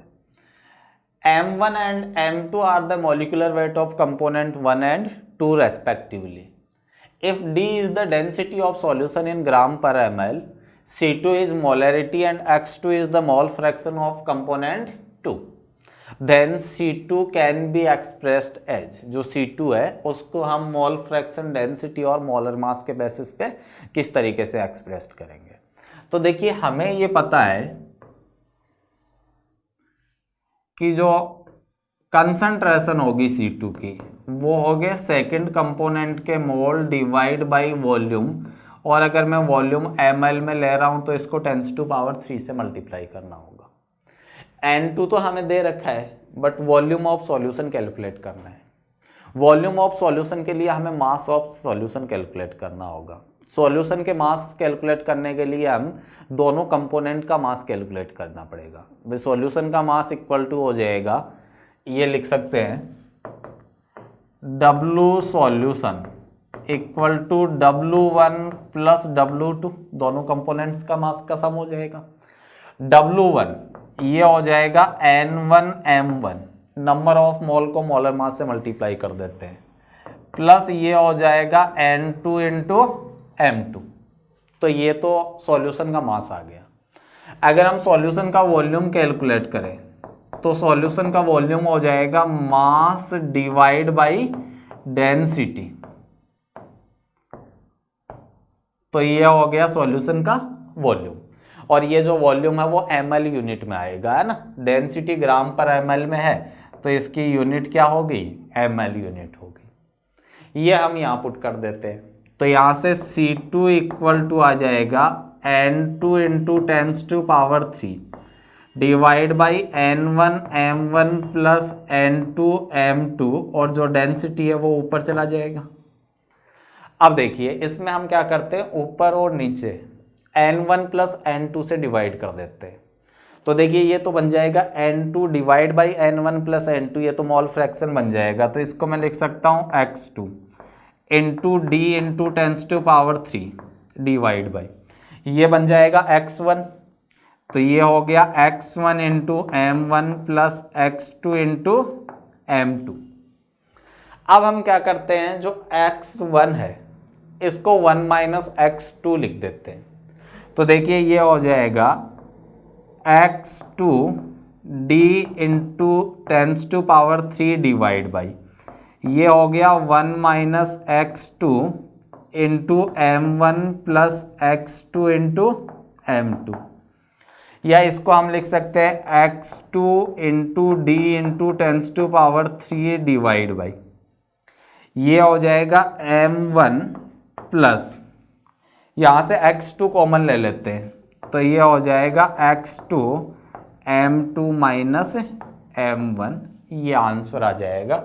आंसर हो जाएगा third, 1000 D into X2 M1 plus X2 M2 minus M1। इस तरीके से हमें इसमें रिलेशन बनाना है, कंसंट्रेशन मतलब मोलैरिटी और मोल फ्रैक्शन वगैरह। देखिए क्वेश्चन है, कंसीडर द फॉलोइंग रिएक्शन। ए है C17H14, मतलब इसमें 1 डिग्री ऑफ अनसेचुरेशन है, मतलब एक डबल बॉन्ड होगा। इसका ओजोनोलिसिस करने पे 2 प्रोडक्ट बन रहे हैं, बी बन रहा है और एक सी बन रहा है। बी के बारे में इंफॉर्मेशन है कि BI2 और NaOH के साथ रिएक्ट करके येलो PPT बना रहा है। I2 NaOH के साथ येलो PPT मतलब ये आइडोफॉर्म टेस्ट हो गया। आइडोफॉर्म टेस्ट का मतलब जो बी है इसमें ऐसा कोई ग्रुप होना चाहिए, है ना, CH3C डबल बॉन्ड O, ये होना चाहिए, है ना। अगर ये ग्रुप है तो ही आइडोफॉर्म टेस्ट देगा, तो ये तो कंफर्म हो गया। इसके बाद में देखिए ये Ag2O डेल के साथ सिल्वर मिरर मतलब टॉलरेंस टेस्ट दे रहा है। टॉलरेंस टेस्ट एल्डिहाइड देते हैं, कीटोन नहीं देते हैं, इसका मतलब यहाँ पे हाइड्रोजन हो गया। तो ये तो फिक्स हो गया कि बी है वो तो CH3CHO हो गया, है ना। सी के बारे में बात करते हैं। सी है वो I2 NaOH के साथ नो येलो पर्सिपिटेट, मतलब ये आइडोफॉर्म टेस्ट नहीं दे रहा है। आइडोफॉर्म टेस्ट नहीं दे रहा है इसका मतलब ये वाला ग्रुप नहीं हो सकता है, ये हमें ध्यान रखना है। सी का रिडक्शन LiAlH4 के साथ करवाएंगे तो D बनेगा। D का अगर anhydrous ZnCl2 and concentrated HCl के साथ हम रिएक्शन करवाएंगे तो इसमें gives wide turbidity with in 5 minute, मतलब ये हो गया लुकास टेस्ट।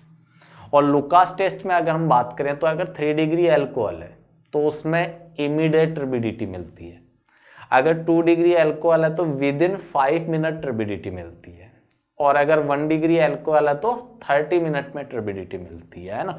इसका मतलब ये बोल सकते हैं कि जो D है वो 2 डिग्री एल्कोहल है। अगर D 2 डिग्री एल्कोहल है इसका मतलब फिर हम बोल सकते हैं कि C यहाँ पे कीटोन होगा। भी देखिए ओजोनोलिसिस में एल्डिहाइड या कीटोन बनते हैं और ये 2 डिग्री एल्कोहल है तो ये फिर कीटोन हो गया।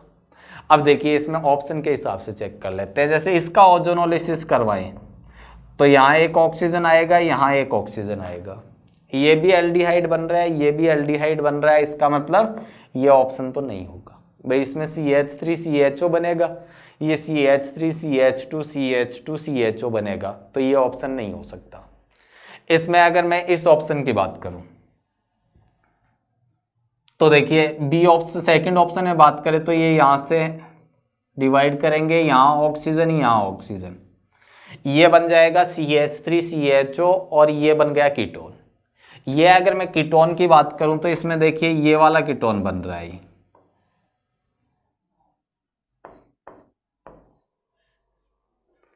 ये यहां डबल बॉन्ड टूटेगा, ऑक्सीजन लग गया तो ये वाला कीटोन होगा।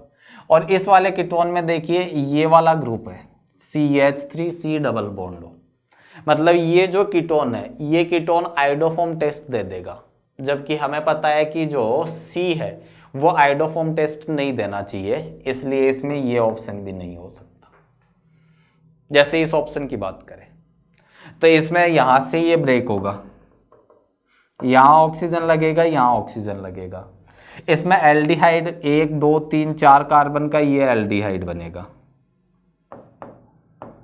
और ये जो एल्डिहाइड है वो आइडोफॉर्म टेस्ट नहीं दे सकता। अगर ये आइडोफॉर्म टेस्ट नहीं दे सकता तो ये फिर भी नहीं हो सकता, तो ये ऑप्शन भी नहीं हो सकता। ये ऑप्शन देखिएगा, इसमें ये अगर ये ओजोनोलिसिस करवाए तो ये प्रोडक्ट बनेगा, एक तो CH3CHO बन गया ये वाला पार्ट तो, और ये वाला पार्ट, ये 2 प्रोडक्ट बन गए। ये आइडोफॉर्म टेस्ट भी देगा, पॉजिटिव टॉलरेंस टेस्ट भी देगा, तो ये तो हो गया B। ये आइडोफॉर्म टेस्ट नहीं देगा, और इसका अगर हम रिडक्शन करवाए LiAlH4 के साथ रिडक्शन करवाएं तो ये अल्कोहल बनाएगा जो 2 डिग्री अल्कोहल है, और ये 2 डिग्री अल्कोहल D बन गया। इसका मतलब इसमें आंसर कौन सा हो सकता है, थर्ड ऑप्शन है वो सही हो जाएगा। क्वेश्चन दे रखा है, consider the following reaction AP1 BP2 CP3 और D से P4 बन रहा है। The order of the above reaction are A, B, C and small d respectively. The following graph is obtained when log rate versus log concentration are plotted. ये आपने graph दे रखे। Among the following the correct sequence of the order of the reaction, इनकी जो order है reaction की उनको हमें compare करना है। तो देखिए इनको हम इस तरीके से कंपेयर कर सकते हैं। अगर मैं रेट लो लिखूं तो ये होता है rate law R equal to K into concentration power n, जहां पे n है वो ऑर्डर है। अगर हम इसमें लॉग ले तो ये हो जाएगा लॉग रेट इक्वल टू, ये हो गया log K plus n into log concentration. तो यहां पे जो n है ऑर्डर है वो इस ग्राफ की स्लोप हो गई भैया। y equal to mx plus c से कंपेयर कर सकते हैं। y एक्सेस पे तो हमने log r लिया है, x एक्सेस पे हम log कंसंट्रेशन लिए है, तो यहाँ पे जो स्लोप है वो n होगी, n मतलब ऑर्डर होगी। अब इसमें स्लोप देखे तो सबसे ज्यादा स्लोप d की है, फिर b, फिर ए, फिर सी। तो इसमें यही ऑर्डर आ जाएगा कि डी की ऑर्डर है, डी के लिए ऑर्डर क्या है, स्मॉल डी, उसकी वैल्यू सबसे ज्यादा है क्योंकि डी की स्लोप सबसे ज्यादा है। फिर बी की ऑर्डर, फिर ए की स्लोप, तो ए की ऑर्डर, और इसके बाद में सी। ये इसका ऑर्डर आ जाएगा, ये वाला सही हो जाएगा सेकंड ऑप्शन। तो देखिए क्वेश्चन है craft temperature is the temperature. Craft कौन सा टेम्परेचर है उसके बारे में बात करते हैं। ये सरफेस केमिस्ट्री का सवाल है, डायरेक्ट एनसीईआरटी से सवाल है ना। क्राफ्ट टेम्परेचर वो टेम्परेचर होता है जिसके नीचे टेम्परेचर पे मिसेल फॉर्म नहीं होता है। मतलब क्राफ्ट टेम्परेचर वो मिनिमम टेम्परेचर है जिस पे मिसेल फॉर्मेशन स्टार्ट होती है। अगर टेम्परेचर इससे कम है तो मिसेल फॉर्म नहीं होगा, है ना। तो देखिए Krafft is the temperature above which the formation of micelle take place. ये वन ऑप्शन सही हो जाएगा, है ना। सेकेंड ऑप्शन देखिए गलत है ना। Above which the aqueous solution of detergent start boiling, है ना। वो तो बॉइलिंग पॉइंट होता है, जिसपे बॉइलिंग स्टार्ट होती है उसको बॉइलिंग पॉइंट बोलते हैं। Below which the formation of micelle take place, ये गलत हुई है। Below which the aqueous solution of detergent start freezing. Freezing पे जहाँ फ्रीज करना स्टार्ट होता है उसको फ्रीजिंग पॉइंट टेम्परेचर बोलते हैं। देखिए क्वेश्चन है the major product of the following reaction. इस रिएक्शन में हमें मेजर प्रोडक्ट बताना है। इसमें दो HBr का एडिशन करवाना है, एक HBr का इस पाई बॉन्ड पे, एक HBr का इस पाई बॉन्ड पे। तो देखिए HBr के एडिशन में सबसे पहले जो H+ है वो अटैक करता है पाई बॉन्ड पे। तो अगर H+ का अटैक करवाएं हम पाई बॉन्ड पे तो कार्बोकेटायन बनेगा जो ज्यादा स्टेबल कार्बोकेटायन हो। यहाँ पे अगर मैं H+ का अटैक करवाऊंगा तो कार्बोकेटायन यहाँ बनाएंगे, है ना, क्योंकि यहाँ कार्बोकेटायन ज्यादा स्टेबल है, इसका हाइपर कॉन्जुगेशन अल्फा हाइड्रोजन ज्यादा होंगे यहाँ की बजाय। यहाँ पे अगर H+ का अटैक करवाएंगे तो कार्बोकेटायन हम यहाँ बनाएंगे। उसका रीजन यहाँ है कि यहाँ पे NO2 का -I इफेक्ट लग रहा है। तो यहाँ अगर पॉजिटिव चार्ज बनाएंगे तो वो इसको अनस्टेबलाइज करेगा, NO2 का -I इफेक्ट। तो यहाँ पॉजिटिव चार्ज यहाँ होगा। इसके बाद में Br-, दो Br- इस पे अटैक करेंगे तो एक Br यहाँ जुड़ जाएगा, एक Br यहाँ जुड़ जाएगा। इसमें प्रोडक्ट ये बन जाएगा, ये CH3Br, ये NO2 और एक Br यहाँ पे आ गया। इसका मतलब इसमें आंसर है वो फर्स्ट आंसर हो जाएगा, है ना। इस तरीके से ऐड करना होता है। जो स्टेबल कार्बोकेटायन है वो कार्बोकेटायन हमें बनाना होता है। क्वेश्चन है arrange the following solutions in the decreasing order of POH। इनको POH के डिक्रीजिंग ऑर्डर में हमें अरेंज करना है। तो देखिए 0.01 मोलर HCl। सबसे पहले तो हम pH कैलकुलेट करते हैं। इसके लिए अगर मैं pH देखूं तो इसके लिए pH इक्वल टू आ जाएगा 2। भाई H+ आयन की कंसंट्रेशन हो गई 0.01 और 0.01 का मतलब हो गया pH इक्वल टू 2। अगर NaOH इसके लिए मैं pH कैलकुलेट करूं तो इसके लिए pH इक्वल टू हो जाएगा H+ आयन की कंसंट्रेशन। जैसे यहाँ पे मुझे पता है कि OH- आयन की कंसंट्रेशन है वो 10⁻⁻² है। इसका मतलब H+ आयन की कंसंट्रेशन हो जाएगी 10⁻⁻12। अगर 10⁻⁻, क्योंकि H+ इंटू OH- की जो प्रोडक्ट है वो 10⁻⁻14 होता है, तो इसके लिए pH हो गया 12। यहां पे अगर बात करें तो हमें पता है कि ये बेसिक सॉल्ट है। बेसिक सॉल्ट की जो pH है वो ग्रेटर देन 7 होगी। बट ये ध्यान रखना है कि इसकी pH लेस देन 12 होगी। NaOH बेस से ज्यादा नहीं हो सकती।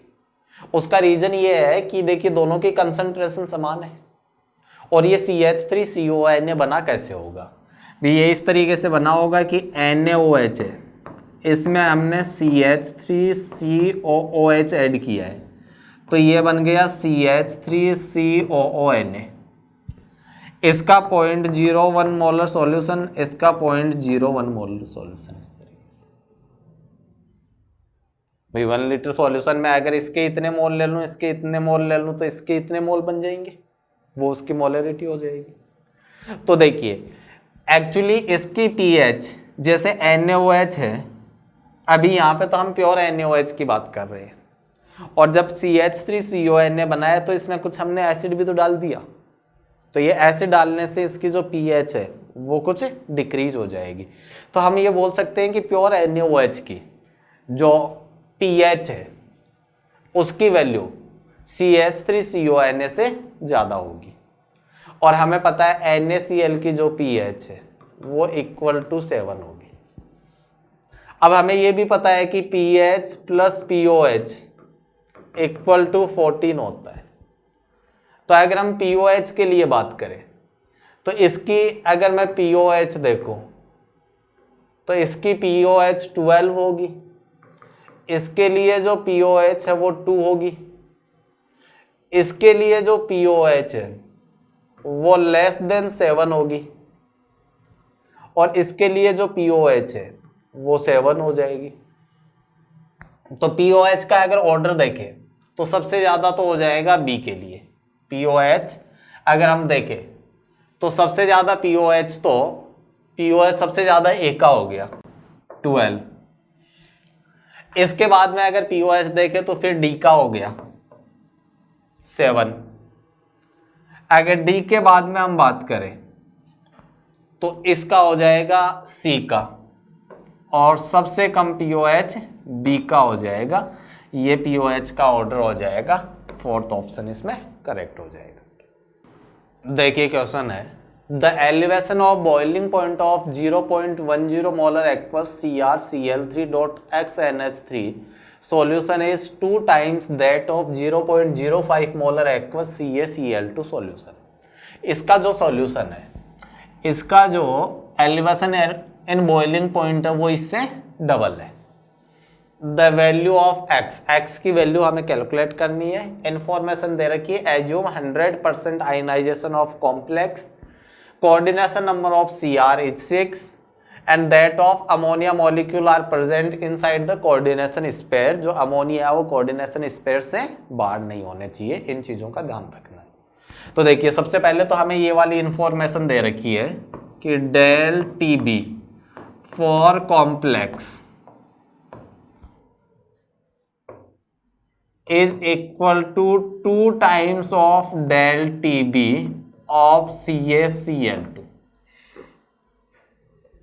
और हमें यह पता है कि del TB इक्वल टू होता है आयोटा, मतलब want of factor into KB into M। दोनों के लिए, दोनों एक्वस सॉल्यूशन है तो KB की वैल्यू तो दोनों के लिए सेम होगी। तो हम ये लिख सकते हैं del TB फॉर कॉम्प्लेक्स, तो ये हो जाएगा iota for complex into complex की मोलरिटी कितनी है, कॉम्प्लेक्स की मोलरिटी हमें दे रखी है 0.10 इक्वल टू 2 इंटू KB, तो दोनों के लिए कैंसिल हो जाएगा। इसके लिए जो CaCl2 है इसके लिए आयोटा की वैल्यू होगी 3, क्योंकि ये जो CaCl2 है ये आयनाइज होगा Ca2 प्लस 2Cl-, ये एक मॉलिक्यूल 3 आयन में कन्वर्ट हो रहा है, तो इसके लिए वांट ऑफ फैक्टर 3 हो जाएगा, इनटू इसकी मोलरिटी 0.05 दे रखी है। यहाँ से अगर कॉम्प्लेक्स के लिए आयोटा कैलकुलेट करोगे, वांट ऑफ फैक्टर अगर आप कैलकुलेट करोगे तो वांट ऑफ फैक्टर आ जाएगा 3। जब यहां से वांट ऑफ फैक्टर कैलकुलेट करोगे तो वांट ऑफ फैक्टर आ जाएगा 3। अब देखिए वांट ऑफ फैक्टर 3 आ रहा है, इसका मतलब जो कॉम्प्लेक्स का जो आयनाइजेशन है उससे हमें 3 आयन मिलने चाहिए। देखिए कॉम्प्लेक्स में कितने क्लोरीन है, कॉम्प्लेक्स में 3 क्लोरीन है, इसका मतलब कॉम्प्लेक्स इस तरीके का होना चाहिए Cr, और इस कॉम्प्लेक्स के बाहर 2 क्लोरीन होने चाहिए। उससे जब इसका आयनाइजेशन होगा तो ये हो जाएगा Cr, इस पे तो 2+ होगा प्लस 2Cl-, 3 आयन बन जाएंगे। अमोनिया बाहर हो नहीं सकता।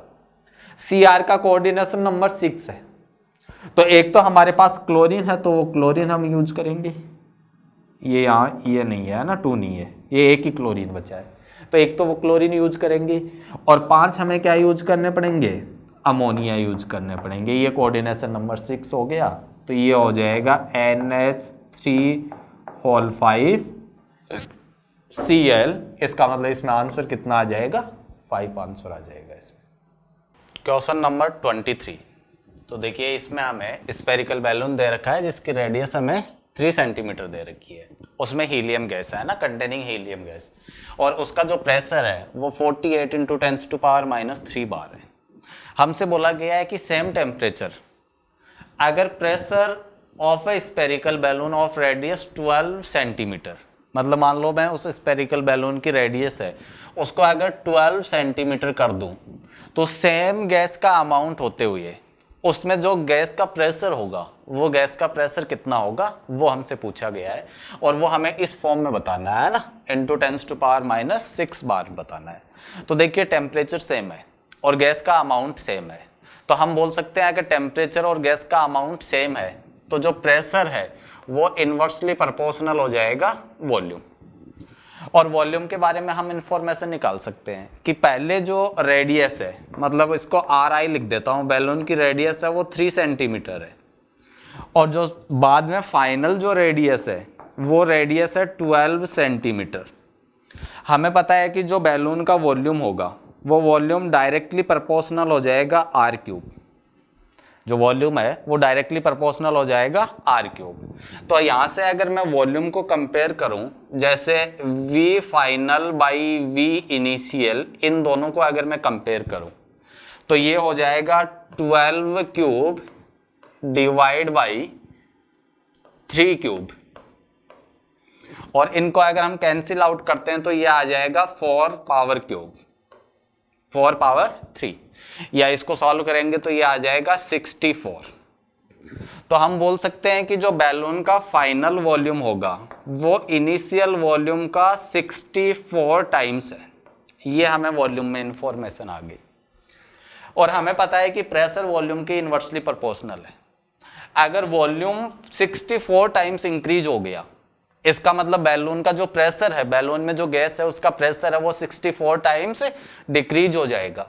तो हम ये बोल सकते हैं कि जो फाइनल प्रेशर होगा वो इनिशियल प्रेशर का 64 टाइम्स कम होगा। इनिशियल प्रेशर हमें दे रखा है कि इनिशियल प्रेशर है 48 × 10⁻³ बार, तो फाइनल प्रेशर के लिए इसको 64 से डिवाइड कर देते हैं, और अब कैलकुलेशन आप कर ही लोगे। इसको थोड़ा सा इस तरीके से लिख देते हैं 48, और ये 3 0 लगा दूंगा तो ये 10⁻⁻6 हो जाएगा, डिवाइड बाई ये 64। जब इसको आप सॉल्व करोगे तो ये आ जाएगा 750 × 10⁻⁻6, और इसकी यूनिट क्या रहेगी, बार यूनिट हो जाएगी। हमें इसी फॉर्म में आंसर बताना है, 10⁻⁻6 बार की फॉर्म में। तो आंसर क्या आ जाएगा, 750 आंसर आ जाएगा। इसमें जो आंसर होगा वो 750 आंसर हो जाएगा। इस तरीके से सॉल्व करना है ना। तो नॉर्मल सा सवाल है, इसमें टेम्परेचर और गैस का अमाउंट कांस्टेंट दे रखा है, सेम दे रखा है, इसका मतलब बॉयल्स लॉ लगाना है, और बॉयल्स लॉ के अकॉर्डिंग प्रेशर वॉल्यूम का इन्वर्सली प्रोपोर्शनल होता है। इनिशियल और फाइनल वॉल्यूम को कंपेयर कर लो, उससे इनिशियल और फाइनल प्रेशर को कंपेयर कर लेंगे, और जो फाइनल प्रेशर है इनिशियल दे रखा है उससे कैलकुलेट कर लेंगे। Question number 24। देखिए 24 में हमें दे रखा है potassium chloride is prepared by the electrolysis of KCl in basic solution, और हमें इक्वेशन दे रखी है 6OH- + Cl- gives ClO3- + 3H2O + 6 electron. If only 60% of the current is utilise in the reaction, मतलब रिएक्शन में जितना भी करंट पास हो रहा है उसका सिर्फ 60% ही यूटिलाइज हो रहा है। मतलब हम उस जितना भी करंट है उसको 0.6 से मल्टीप्लाई कर देंगे तो वो एक्चुअल करंट आ जाएगा कि इतना करंट इलेक्ट्रोलिसिस में यूटिलाइज हो रहा है। The time rounded to the nearest hours required to produce 10 gram of KClO3 using a current of 2 ampere each। 10 gram KClO3 हमें प्रोड्यूस करना है, और KClO3 इस तरीके से प्रोड्यूस हो रहा है ना, K तो यहाँ पे स्पेक्ट्रेट लाइन है।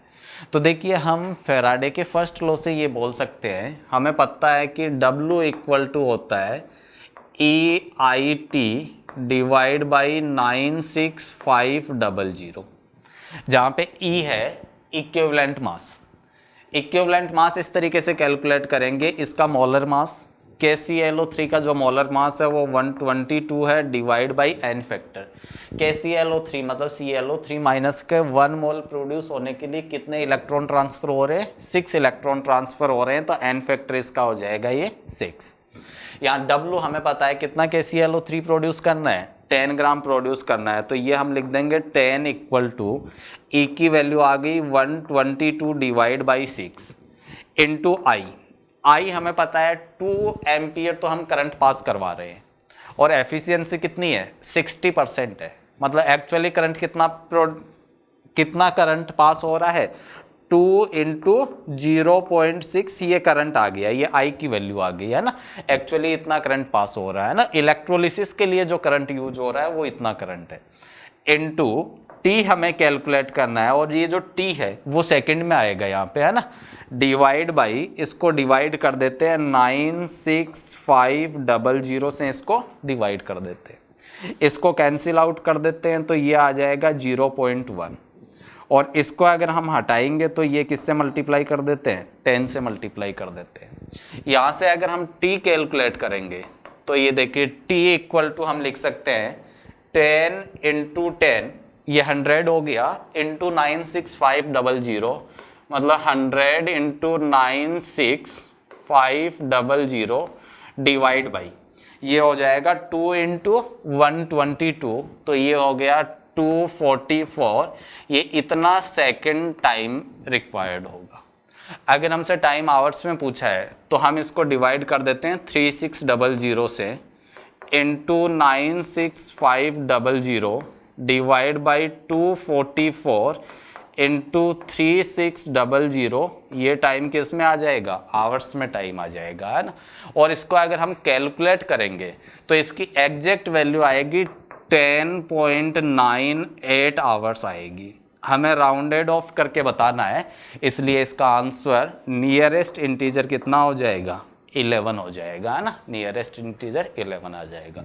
तो ये फैराडे का जो फर्स्ट लॉ है उससे प्रॉब्लम है, इलेक्ट्रोकेमिस्ट्री से आसान से प्रॉब्लम है, हम इसको आसान बोल सकते हैं, है ना। मतलब नॉर्मल प्रॉब्लम है, बहुत ज़्यादा डिफिकल्ट प्रॉब्लम नहीं है, सिंपल इस तरीके से आपको सॉल्व करना है। क्वेश्चन नंबर 25, तो देखिए 25 में हमें दे रखा है in an estimation of bromine by Carius method 1.6 gram of an organic compound give 1.88 gram of AgBr। The mass percent of bromine in the compound is, compound में हमसे मास परसेंट पूछा है। तो देखिए जो क्यूरियस मेथड होती है उसमें जो ऑर्गेनिक कंपाउंड है उसमें जितना भी ब्रोमीन है पूरा का पूरा ब्रोमीन AgBr में कन्वर्ट हो जाता है। तो जितना AgBr है उसमें से हम ये निकाल लेते हैं कि ब्रोमीन का मास कितना है। वो ही ब्रोमीन का मास किस में होगा? जो ऑर्गेनिक कंपाउंड है उसमें भी ब्रोमीन का मास उतना ही होगा। तो पहले तो हम W ब्रोमीन कैलकुलेट कर लेते हैं। W ब्रोमीन कहाँ से कैलकुलेट करेंगे? W ब्रोमीन हम कैलकुलेट करेंगे जो AgBr का हमें मास दे रखा है 1.88 ग्राम AgBr का मास है। इसमें ब्रोमीन का मास कितना है? तो देखिए हमें पता है कि ब्रोमीन का मास हो जाएगा 1.88, ये तो AgBr का मास है, डिवाइड बाई AgBr का मोलर मास, ये 188 हो गया, है ना। ये तो AgBr के मोल हो गए। जितने AgBr के मोल है उतने ही मोल किसके होंगे AgBr में? Br के मोल होंगे, Br माइनस के, और इसको Br माइनस के मोलर मास से मल्टीप्लाई कर देंगे तो ये Br माइनस का Br का मास आ जाएगा AgBr में। मतलब 1.88 ग्राम AgBr में जो Br का मास होता है इसको कैंसिल आउट कर देते हैं, 0.01 आ जाएगा, 0.80 ग्राम आ गया। तो Br का जो मास है AgBr में वो 0.80 ग्राम हो गया। ये सारा का सारा ब्रोमीन कहाँ से आया है? जो ऑर्गेनिक कंपाउंड है उससे आया है। मतलब ऑर्गेनिक कंपाउंड में जो Br का मास है वो कितना है? 0.8 ग्राम है। अब हमें परसेंट कैलकुलेट करना है, मास percent of Br in organic compound. Organic compound में Br का मास परसेंट निकालना है, तो मास परसेंट निकालेंगे Br का जो मास है डिवाइड बाई ऑर्गेनिक कंपाउंड का जो मास है, और ऑर्गेनिक कंपाउंड का मास दे रखा है हमें 1.6 ग्राम इंटू 100। जब इसको सॉल्व करेंगे तो ये कितना आ जाएगा, 50% आ जाएगा। तो इसका आंसर है वो कितना हो जाएगा, 50% हो जाएगा। इसमें कैलकुलेशन करना बस थोड़ा सा ये ध्यान रखना है, मोल कॉन्सेप्ट से है, आसान सा ही सवाल है। बस इतना ध्यान रखना है कि जो क्यूरियस मेथड में जो AgBr बनता है वो उसमें जितना Br का मास होगा उतना ही मास है जो ऑर्गेनिक कंपाउंड है उसमें Br का मास होगा। तो जो AgBr का हमें मास मिलेगा उसके मास से हम उसका मास, उसमें से Br का मास कैलकुलेट करके हम ऑर्गेनिक कंपाउंड में ये बता सकते हैं कि Br का मास कितना है। और उसमें Br का मास कैलकुलेट करने का तरीका ये होगा कि जो AgBr का मास है उसको AgBr के मोलर मास से डिवाइड कर दो और उसको Br के मास से मल्टीप्लाई कर दो, तो ये आ जाएगा Br का मास AgBr के 1.88 ग्राम में। और परसेंट कैलकुलेट करना है, परसेंट हम नॉर्मल तरीका है कि उस एलिमेंट का मास डिवाइड बाई कंपाउंड का मास इंटू 100, वो उसका मास परसेंट हो जाएगा।